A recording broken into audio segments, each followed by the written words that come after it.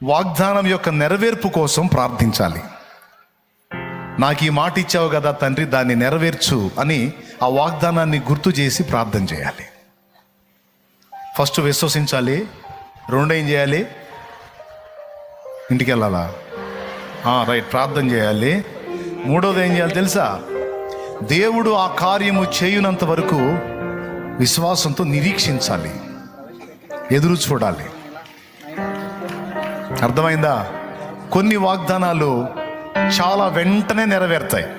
వినండి, ఇక ముగింపు, నేను వెళ్తున్నా, అక్కడ చాలా ఆత్మలు ఉన్నాయి. కొన్ని వాగ్దానాలు వెంటనే నెరవేరుతాయి, పాస్టర్ నూనె కొన్ని వాగ్దానాలు కొంచెం టైం తీసుకుంటాయి, నూతన సంవత్సర 2026 కొన్ని వాగ్దానాలు ఇంకా ఎక్కువ టైం శుభాకాంక్షలు. తీసుకుంటాయి. కానీ నీకు మాట ఇచ్చిన దేవుడు మాత్రం నెరవేర్చక మానడు.